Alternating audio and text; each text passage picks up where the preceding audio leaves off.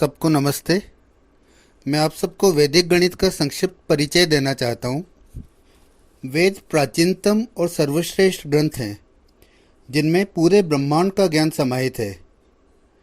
वेदों से प्रेरणा पाकर लाखों लोगों ने इस ज्ञान का अनुसरण किया है। प्राचीन समय से ही भारत में गणित का अध्ययन और अध्यापन हो रहा है। भारत ने ही शून्य का आविष्कार किया है, वर्तमान संख्या पद्धति की खोज की है, दशमलव प्रणाली से दुनिया को परिचित कराया है, वह अनंत का ज्ञान विश्व को दिया है। गणित के क्षेत्र में भारत की इन अमूल्य खोजों के कारण ही विज्ञान आज इतनी उन्नत अवस्था में है। भारत के प्राचीन ग्रंथों में गणितीय युक्तियों का असीम ज्ञान भरा पड़ा है। विभिन्न ग्रंथों व वेदों से इस गणितीय ज्ञान को संस्कृत में सूत्रबद्ध करने में पुरी के शंकराचार्य स्वामी भारती कृष्ण तीर्थ जी का महत्वपूर्ण योगदान है। 16 सूत्रों व उपसूत्रों पर आधारित इस गणितीय पद्धति को स्वामी जी ने वैदिक गणित का नाम दिया। वैदिक गणित के सूत्रों व उपसूत्रों पर आधारित विधियों से गणित के कठिनतम प्रश्नों को भी चुटकियों में त्वरित गति से हल किया जा सकता है। इन विधियों में क्रियापदों की संख्या बहुत कम होती है। गणना की प्रक्रिया भी बहुत ही सरल, सहज और रोचक होती है और मौखिक संपन्न की जा सकती है। कोई भी सामान्य व्यक्ति जिसे गणित का प्रारंभिक ज्ञान है, सरलता और शीघ्रता से वैदिक गणित की विधियों द्वारा गणित के प्रश्नों को हल कर सकता है। ये बहुत ही इंटरेस्टिंग और इजी मेंटल मैथ्स है जो विद्यार्थियों में गणित के प्रति रुचि उत्पन्न करता है और उनको गणित के भय से मुक्ति दिलाता है। स्वामी जी तो वैदिक गणित को अश्रु रहित मानस गणित कहा करते थे। प्रतियोगी परीक्षा के अभ्यर्थियों के लिए तो वैदिक गणित की विधियां वरदान स्वरूप ही है। आधुनिक मनोविज्ञान के अनुसार अत्यंत मेधावी व्यक्ति भी अपनी संपूर्ण मानसिक क्षमता का करीब 20% ही उपयोग में लाता है और इसके मन की शेष क्षमता व्यर्थ ही पड़ी रहती है। वैदिक गणित के प्रणेता स्वामी भारती कृष्ण तीर्थ जी के अनुसार वैदिक गणित के अध्ययन से मानव मस्तिष्क के विकास की गति 5 से 6 गुना अधिक हो जाती है और वैदिक गणित के नियमित अभ्यास से मानव मस्तिष्क का संपूर्ण विकास संभव है। अतः सभी आदरणीय शिक्षकों और प्यारे विद्यार्थियों से आग्रह है कि इस जादुई एवं चमत्कारी वैदिक गणित के महत्व को समझकर गणित के शिक्षण व अध्ययन में इसका समावेश करें। इससे विद्यार्थियों के मन में देश और संस्कृति के प्रति गौरव का भाव भी उत्पन्न होगा। धन्यवाद।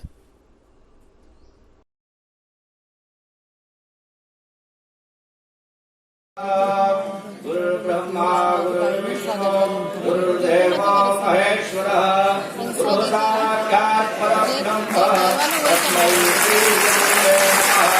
अखण्डमण्डलाकारं व्याप्तं येन चराचरं तत्पदं दर्शितं येन तस्मै श्री गुरवे नमः। शंकरं परमानन्दं शंकरं व्याधिनाशनं शंकरं यत्संहार शंकराय नमो नमः।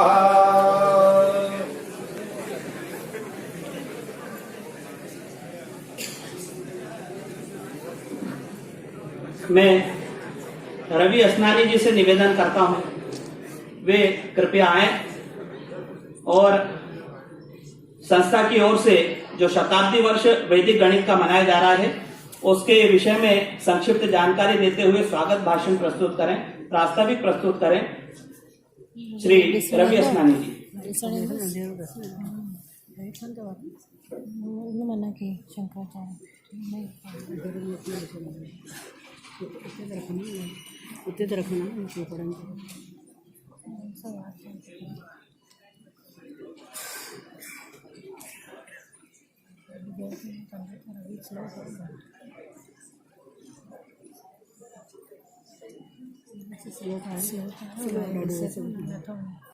एवं सायंकाल 5 बजे गीता भवन में श्रीमद् भगवद गीता में पूज्यपाद का मार्गदर्शन अवश्य श्रवण करें। जगत गुरु शंकराचार्य भगवान की, धर्म की अधर्म का, प्राणियों में विश्व का, गौ माता की गोहत्या, भारत अखंड हो, भारत जगत गुरु शंकराचार्य भगवान की, धर्म सम्राट श्री स्वामी करपात्री जी महाराज की, गोवर्धन मठ पुरी पीठाधीश्वर भगवान की, हर हर महादेव। या सीमा के बाहर कोई ज्ञान विज्ञान हो ही नहीं सकता है, परंतु ध्यान रखने की आवश्यकता यह है कि जैसे नेत्रों के माध्यम से ही नील पीत श्वेत आदि रूपों का अधिगम संभव है, नील पीत श्वेत रूपादि नेत्रैक समधिगम्य हैं, ठीक इसी प्रकार धर्म और ब्रह्म वेदों के अपूर्व प्रतिपाद्य हैं। प्रत्यक्षादि इतर प्रमाणों के द्वारा अनधिगत और अबाधित धर्म और ब्रह्म वेदैक समधिगम्य हैं।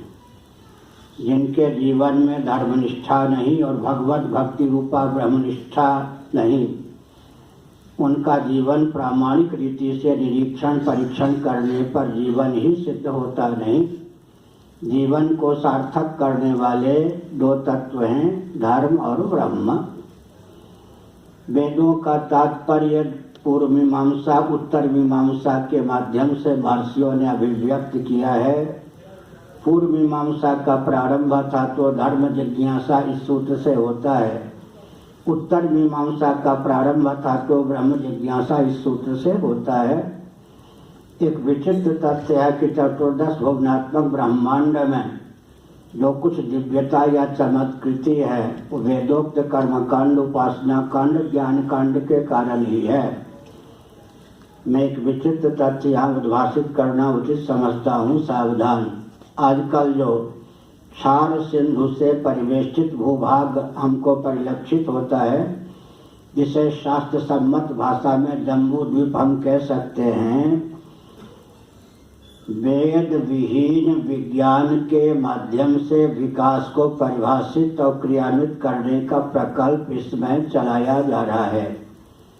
लेकिन विचार करने की आवश्यकता है, वेद विहीन या वेद असम्मत विज्ञान के द्वारा जब विकास को परिभाषित और क्रियान्वित करते हैं, तब विकास के नाम पर नरक और नारकीय प्राणियों का ही भूमंडल सिद्ध होता है।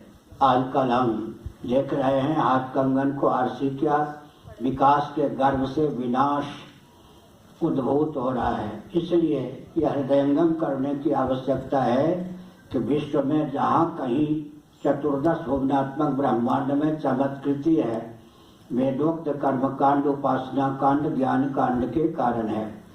आप परंपरा प्राप्त आस्तिक हैं, आप सुगमता पूर्वक तथ्य को समझ सकते हैं कि हमारे दिक्पाल इंद्र वरुण आदि जो भी हैं, वे पहले भारतवर्ष में मनुष्य शरीर में सत्कुल में उत्पन्न थे। वेद सम्मत कर्मोपासना का उन्होंने समुचित अनुष्ठान किया, जिसके प्रभाव से वे देह त्याग के बाद इंद्रादि पदों को प्राप्त हुए। इसका अर्थ है कि विश्व में जहाँ कोई चमत्कृति है वो वेदों के कारण है। अब हम वैदिक गणित की ओर अग्रसर होते हैं, सावधान।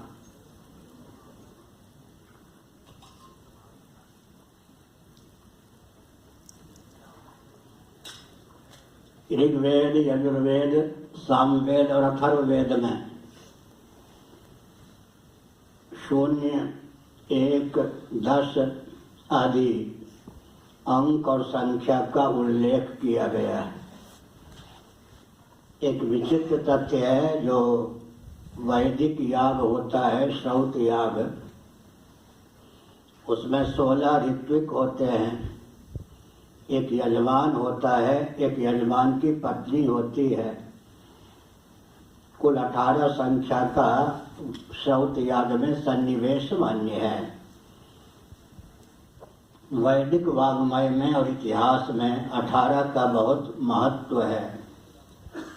हम विचार करके देखें तो 18 पुराण हैं, 18 उपपुराण हैं, 18 औपपुराण हैं।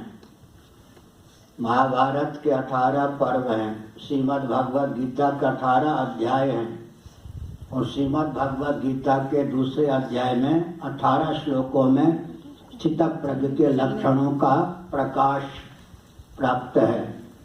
श्री राम और रावण का द्वंद्व युद्ध भी स्कंदादि पुराणों के अनुसार 18 दिनों तक प्राप्त है। महाभारत युद्ध भी 18 दिनों तक प्राप्त है और 18 अक्षौणी सेना भी आप जानते हैं। इसी प्रकार गणित जगत में 18 का बहुत महत्व है। एक लिखने के बाद 17 शून्य लिखने पर जो संख्या बनती है उसे वैदिक गणित में परार्ध कहा जाता है। एक के बाद 17 शून्य लिखने पर जिस संख्या की उद्भावना होती है उसे परार्ध कहते हैं। तैत्तिरीय उपनिषद का अनुशीलन करें तो मर्त्य लोक में सर्वाधिक आनंद चक्रवर्ती नरेंद्र को कदाचित सुलभ हो तो उसे मानुषानंद कहते हैं।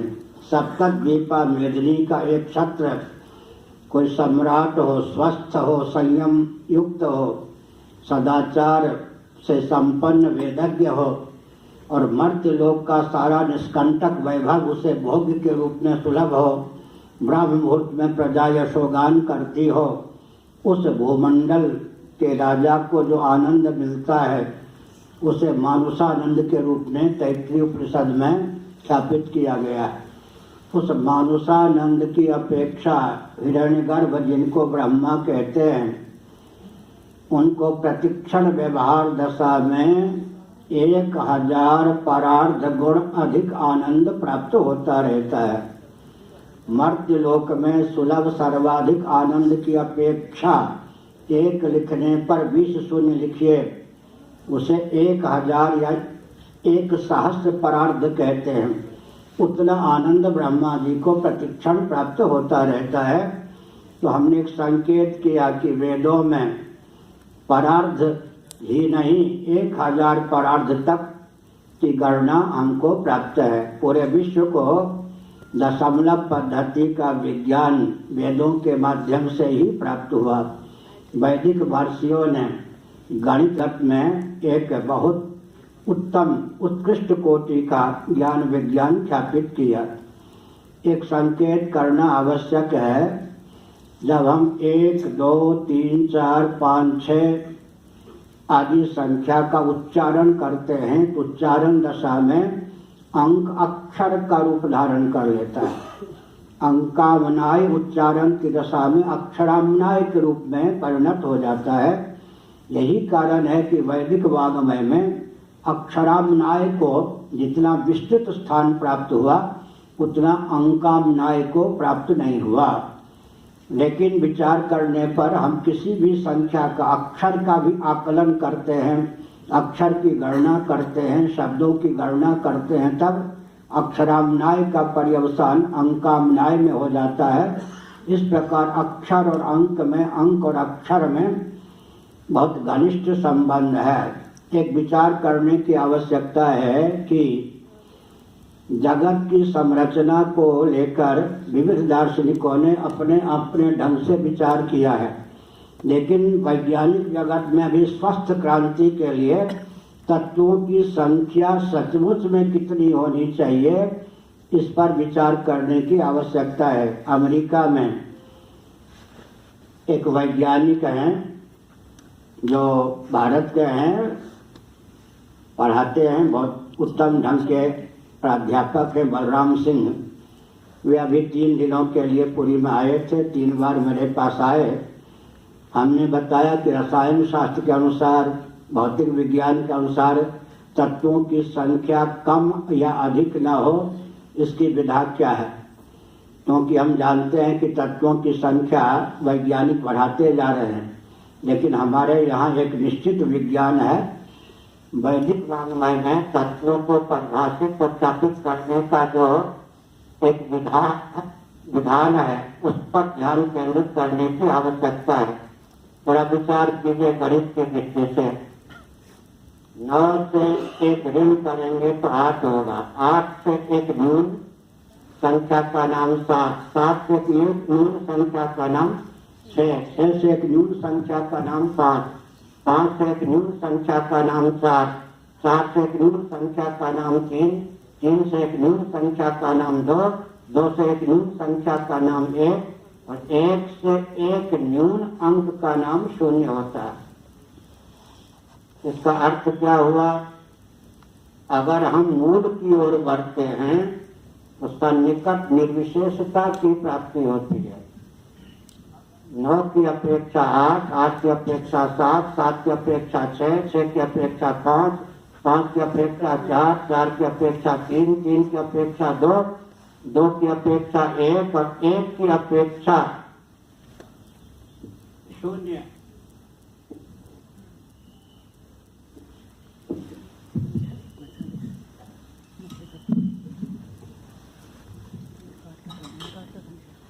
एक न्यून होने के कारण सन्निकट निर्विशेष है। ध्यानपूर्वक सुनिए। सन्निकट सविशेषता को लेकर कार्य की सिद्धि होती है और सन्निकट निर्विशेषता को लेकर कारण की सिद्धि होती है। 9, 8, 7, 6, 5, 4, 3, 2, 1, 0 क्रमशः एक अंक न्यून होने के कारण निर्विशेष हैं। अब 0 से न्यून कोई अंक सिद्ध नहीं किया जा सकता। हमने अपने ग्रंथों में 26 दोष दिया है। अगर 0 से भी कोई न्यून अंक की कल्पना करते हैं गणितज्ञ तो 26 महान दोषों की प्राप्ति होती है। आजकल हम वैदिक गणित में लगभग 350 पृष्ठ हैं।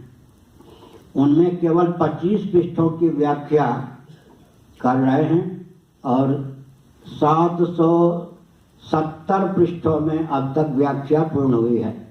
वैदिक गणित के 25 पृष्ठों की व्याख्या 770 पृष्ठों में आज पूर्ण हुई है। उस ग्रंथ का नाम हमने रखा है वैदिकार्ष गणित, प्रथम भाग है यह। तो हमने संकेत किया कि सन्निकट निर्विशेषता की ओर हम चलते हैं। 0 सर्वाधिक निर्विशेष है। 0 की अपेक्षा कोई निर्विशेष अंक हो ही नहीं सकता है। अगर 0 से भी न्यून अंक को मानते हैं तो गणित में यह विसंगति प्राप्त होती है कि मूल अंक हमको प्राप्त ही नहीं होता। ऐसी स्थिति में 0 से 0 का ऋण करेंगे तो भी 0 होता है, 1 से 1 का ऋण करेंगे तो भी 0 होता है, 2 से 2 का ऋण करेंगे तो भी 0 होता है, 3 से 3 का ऋण करेंगे तो भी 0 होता है। किसी भी अंक या संख्या से उसी का ऋण करने पर 0 की ही प्राप्ति होती है। इसका अर्थ है कि 0 मूलांक है। और एक विचित्र बात है सज्जनों, 1 को 1 क्यों कहते हैं? 0 के बाद जिस अंक का एक स्थान है उसी का नाम 1 है। 2 का अर्थ होता है 0.2, 3 का अर्थ होता है 0.3, 4 का अर्थ होता है 0.4। इस प्रकार से वैदिक प्रस्थान के अनुसार 0 प्रथम अंक सिद्ध होता है। 1 - 1 = 0, 0 + 1 = 1। इस प्रक्रिया का अनुशीलन करने पर भी यही तथ्य सिद्ध होता है कि वैदिक प्रस्थान में 0 को आदि अंक माना गया है। अब हम तत्व की दृष्टि से विचार करते हैं। आकाश से आप परिचित होंगे, नाम तो सुना ही होगा। आजकल के वैज्ञानिकों को आकाश का पता नहीं है। ईथर कहते हैं, वो ईथर तो गैस विशेष है, उसका रंग भी है। आकाश निरूप पदार्थ है। आकाश में केवल एक गुण होता है शब्द। वायु में शब्द स्पर्श 2 गुण होते हैं, तेज में शब्द स्पर्श रूप 3 गुण होते हैं, जल में शब्द स्पर्श रूप रस 4 गुण होते हैं, पृथ्वी में शब्द स्पर्श रूप रस गंध 5 गुण होते हैं। अब विचित्र बात है कि पृथ्वी के कार्य वृक्षादि हैं, घटादि हैं, इनमें कोई 6ठे गुण की उपलब्धि नहीं होती। तो चरम कार्य किसको मानेंगे, अंतिम कार्य किसको मानेंगे? वैज्ञानिक विधा से वैदिक गणित इसको निरूपित करता है।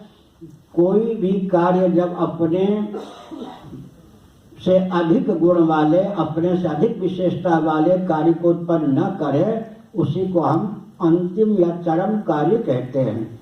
पृथ्वी का कार्य माना जाता है वृक्ष, पृथ्वी के कार्य घटादि भी हैं, लेकिन इनमें कोई छठी विशेषता नहीं है। शब्द, स्पर्श, रूप, रस, गंध के अतिरिक्त पृथ्वी के जितने कार्य बताए जाते हैं उनमें कोई छठी विशेषता नहीं है, इसलिए पृथ्वी को हम अंतिम कार्य मानते हैं। जहाँ विशेषता थम जाए, रुक जाए, कोई वह वस्तु जो अपने से अधिक विशेषता वाले कार्य को उत्पन्न करने में समर्थ न हो, समझना चाहिए कि विशेषता को वही विराम प्राप्त होता है। और विशेषता जहाँ जाकर निर्मूल हो जाए, जिससे अधिक निर्विशेष की कल्पना न की जाए, उसी को हम मूल तत्व मानते हैं। तो जैसे आकाश में केवल एक गुण है, भूतों में प्रथम गुण आकाश को माना जाता है, और पृथ्वी में 5 गुण हैं, शब्द, स्पर्श, रूप, रस, गंध। वृक्षादि में किसी छठे गुण का आधान पृथ्वी नहीं कर पाती, और अगर कोई छठा गुण होता तो हमारे पास 5 ज्ञानेंद्रियां न होकर छठी कोई ज्ञानेंद्रिय भी होती। शब्द को ग्रहण करने के लिए अतीन्द्रिय श्रोत्र, स्पर्श को ग्रहण करने के लिए त्वक, रूप को ग्रहण करने के लिए नेत्र, रस को ग्रहण करने के लिए रसनेन्द्रिय, गंध को ग्रहण करने के लिए घ्राणेन्द्रिय, नासिका। 5 ही ज्ञानेन्द्रियां हमको सुलभ हैं।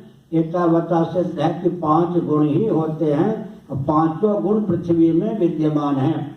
इसलिए पृथ्वी अपने से अधिक विशेषता वाले किसी कार्य को उत्पन्न नहीं करती, अतः भूतों में अंतिम भूत, चरम भूत का नाम है पृथ्वी।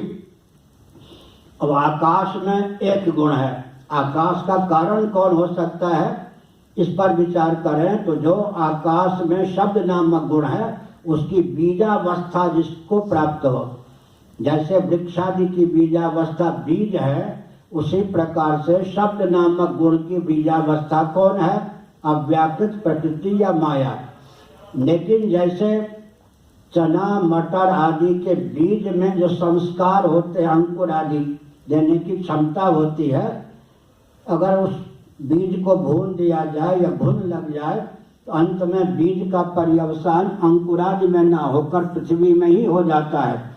इसी प्रकार शब्द की जो बीजावस्था अव्याकृत, अव्यक्त या प्रकृति है, उस बीजावस्था का भी अब विलोप हो जाए, संस्कार विहीन कार्योत्पादनी शक्ति या क्षमता से रहित हो जाए अव्यक्त, उसी का नाम ब्रह्म हो जाता है। जैसे बीज का पर्यवसान पृथ्वी है, वैसे प्रकृति, अव्यक्त या माया का पर्यवसान भी वेदांत प्रस्थान में ब्रह्म को माना गया है। तो दर्शन और गणित में सामंजस्य साधने की आवश्यकता है, हमने संकेत किया। अब एक विचित्र तथ्य है कि भारतीय कृंजी महाभाग जिनका नाम लिया गया, वो गोवर्धन मठ पुरी पीठ के 143वें मान्य जगत गुरु शंकराचार्य थे। 14 मार्च 1884 में उनका जन्म हुआ था। 2 फरवरी 1960 में उनका देहावसान हुआ। कुल 76 वर्ष की आयु पर्यंत वे भूमंडल की शोभा बढ़ाते रहे। 1 वर्ष की सीमा में उन्होंने 7 विषयों से एमए प्रथम श्रेणी से उत्तीर्ण किया। उन दिनों एमएससी को भी एमए कहा जाता था। और 14 वर्ष की आयु में संस्कृत भाषण में उनको सरस्वती की उपाधि दी गई थी। वे 14 भाषा के मूर्धन्य विद्वान थे, गणित आदि के प्रकांड पंडित विश्व स्तर के थे। कर्नाटक में आजकल श्रृंगेरी है, वहाँ के वन में रहकर उन्होंने 8 वर्षों तक अथर्ववेद के शुल्ब सूत्र आदि का अनुशीलन किया था। उसके आधार पर उन्होंने संस्कृत में 16 सूत्रों की संरचना की और बहुत से उपसूत्रों की संरचना की। प्रसिद्धि यह है कि 13 उपसूत्रों की संरचना की, लेकिन मैंने अपने ग्रंथ में अतिरिक्त सूत्रों का भी अनुसंधान करके लिखा है। कि 13 से भी अधिक उपसूत्रों की उन्होंने संरचना की। वैदिक गणित में जो 16 सूत्र हैं, उन सूत्रों का प्रयोग गणित के किसी भी क्षेत्र में किया जा सकता है। इस विधा से उन्होंने सूत्रों की संस्कृत में संरचना की और एक एक वॉल्यूम या खंड, एक एक सूत्र की व्याख्या करने की भावना से उन्होंने रचना की। किसी शिष्य के घर में उन्होंने कालक्रम से 16 खंडों को रखा। उनके जीवन काल में ही उनको पता चल गया कि शिष्य के घर से 16 के 16 खंड विलुप्त हो गए। अब हम लोगों को पता चलता है कुछ तस्करी भी गणित विद्या की हुई, क्योंकि उनके ग्रंथ अंग्रेजी में होते थे और अंग्रेजी को समझने में पाश्चात्य जगत माहिर था, दक्ष था। जो कुछ भी हो, शिष्य के प्रमाद से 16 के 16 वॉल्यूम या ग्रंथ उनके जीवन काल में विलुप्त हो गए।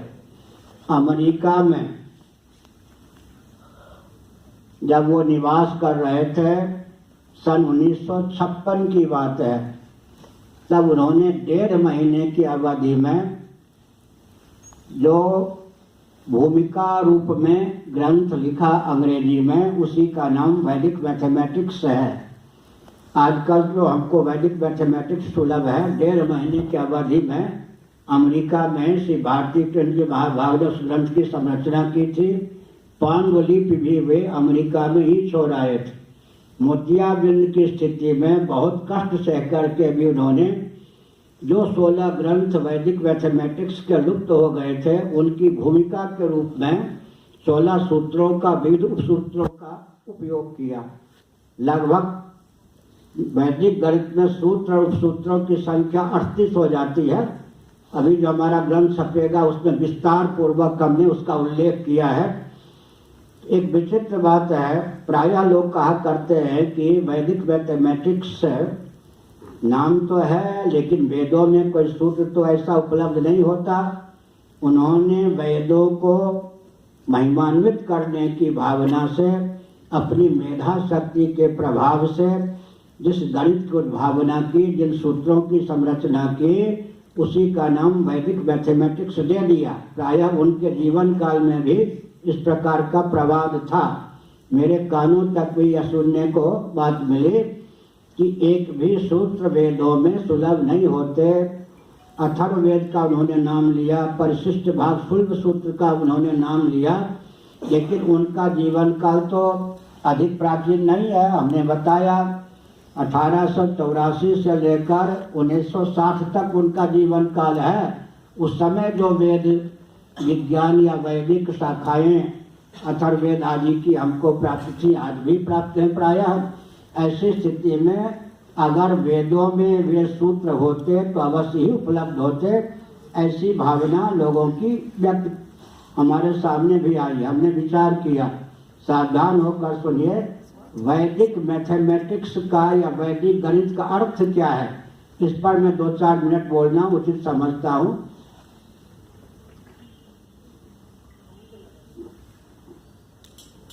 वेद और वैदिक वाङ्मय में सुलभ जो गणित का विज्ञान है और वेद तथा वैदिक वाङ्मय के आधार पर जिस गणित की संरचना हुई है, उसका नाम वैदिक मैथमेटिक्स या वैदिक गणित है। फिर से सुनिए, वैदिक गणित का अर्थ क्या है।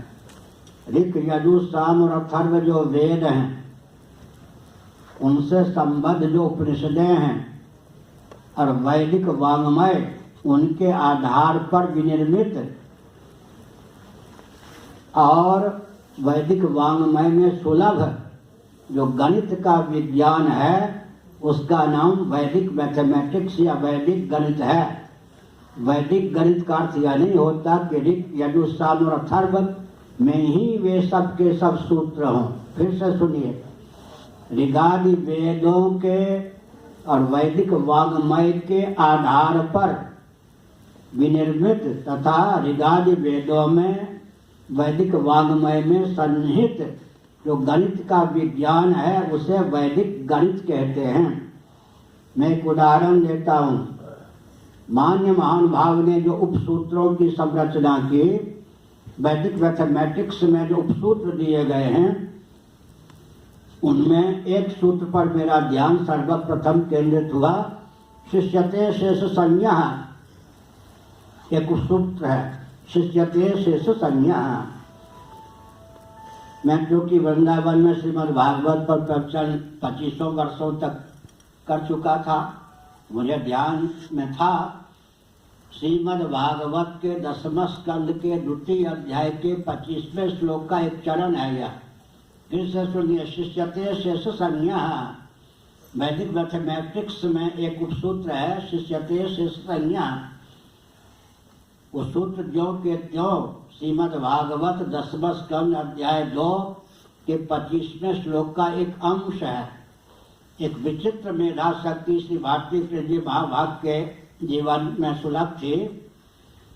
तपस्या के आधार पर, हरिगुरु करुणा के आधार पर, कि यह जो वचन है श्रीमद् भागवत में शिष्यते शेष संज्ञा, इसका अर्थ दार्शनिक धरातल पर यह है कि महाप्रलय में केवल परमात्म तत्व या भगवत तत्व ही अवशिष्ट रहता है। महाप्रलय में नष्ट होने से, विलीन होने से जो बच जाए उसका नाम शेष है, या दार्शनिक तथ्य है। शिष्यते शेष संज्ञा। महाप्रलय में नष्ट होने से, विलीन होने से सबका उद्गम स्थान जो तत्व अवशिष्ट रह जाए, उस परमात्मा का नाम शेष है। दार्शनिक धरातल पर शिष्यते शेष संज्ञा का यह अर्थ होता है। लेकिन गणित में भी हम जब ऋण की प्रक्रिया अपनाते हैं तो बाकी बच जाए उसका नाम शेष है, और चरम शेष अंत में शून्य ही बचता है। तो इसका अर्थ क्या हुआ? दार्शनिक तथ्य को उन्होंने गणित में ढाल दिया। ये उनकी अद्भुत मेधा शक्ति थी।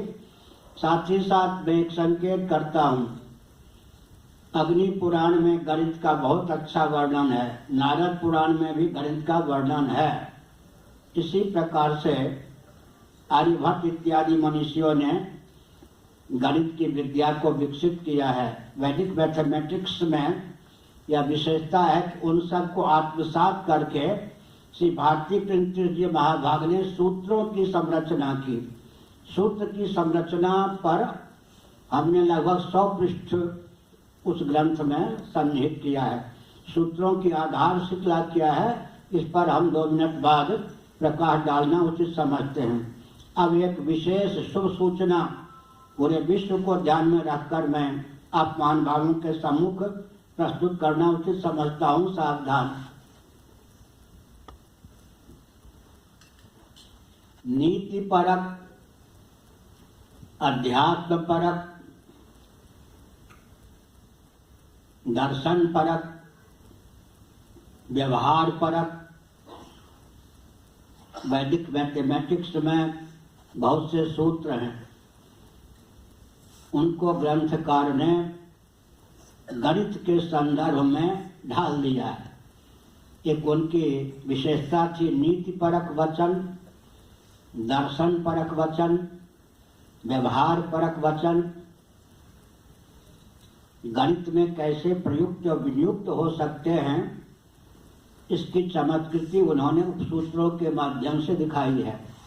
जितने उपसूत्र हैं वे वैदिक वाङ्मय में कहाँ कहाँ किस स्थल पर सन्निहित हैं, भगवत कृपा से उनका संकलन करके हमने इस ग्रंथ में रखा है। उस ग्रंथ का लोकार्पण गुरु पूर्णिमा के अवसर पर होना है। एक विश्व के लिए अद्भुत देन होगी कि अब तक जो लोग उपालम में उलाहना देते थे, कहीं भी वैदिक वाङ्मय में वो सूत्र सुलभ नहीं होते। एक एक सूत्र किन किन ग्रंथों में पहले से सन्निहित हैं, उनका आधार क्या है, यह भी संकेत किया गया है। साथ ही साथ सूत्र संरचना के संबंध में मैं कुछ प्रकाश डालना उचित समझता हूँ, क्योंकि मान लीजिए किसी ने सूत्र को तो याद कर लिया, झटपट जटिल से जटिल पहेली को सुलझा सकता है, भारतीय कृष्ण महाभाग का वचन है वैदिक मैथमेटिक्स में 3 घंटे नित्य परिश्रम अगर कोई 3 वर्षों तक करे, बल्कि उन्होंने यहाँ तक लिख दिया 3 घंटे नित्य कोई 1 वर्ष की अवधि तक परिश्रम करे तो वैदिक मैथमेटिक्स के माध्यम से गणित का उतना ऊंचा ज्ञान हो सकता है जो 20 वर्षों तक 3 घंटे नित्य परिश्रम करने पर आधुनिक विश्वविद्यालयों के माध्यम से हो सकता है। फिर से सुनिए, भारतीय कृष्ण महाभाग का वचन है वैदिक मैथमेटिक्स में 2 या 3 घंटे नित्य 1 वर्ष की अवधि तक कोई परिश्रम करे, मनोयोग पूर्वक वैदिक मैथमेटिक्स के सूत्रों का प्रयोग सहित अनुशीलन करे, उतना ज्ञान गणित का प्राप्त हो जाता है जितना आधुनिक विद्यापीठों के माध्यम से 2-3 घंटे नित्य परिश्रम करने पर 20 वर्षों में प्राप्त हो सकता है। इसका मतलब ट्रैक्टर की चाल जो गणित की थी उसको उन्होंने राजधानी एक्सप्रेस की चाल दे दी। यह वैदिक मैथमेटिक्स की विशेषता है। सूत्रों के आधार पर उन्होंने अत्यंत आह्लाद पूर्वक जटिल से जटिल गणित की पहेलियों को सुलझाने का मार्ग प्रशस्त किया। लेकिन सूत्रों की आधारशिला क्या है, सूत्रों के उपजीव्य क्या हैं, वे सूत्र पहले से वैदिक वाङ्मय में कहाँ कहाँ सन्निहित हैं और किस रूप में सन्निहित हैं, इसका मैंने संकेत किया। जो ग्रंथ हमारा प्रकाशित होगा लगभग 800 पृष्ठों में, उसमें वो सब स्थल सहित सूत्र मिल जाएंगे। लेकिन दूसरी बात है कि उन्होंने जो 8 वर्षों तक तप किया, तपोमय जीवन के बल पर जिन सूत्रों की उद्भावना की, उन सूत्रों की संरचना की आधारशिला क्या है, इस पर मैं संकेत करना उचित समझता हूँ। प्रयोग का आकलन करके, जैसे 1/19 1 को भाग देंगे 19 से, अब भाग देने में कितना समय लगेगा, 2 को भाग देंगे 29 से, भिन्न की प्रक्रिया होती है।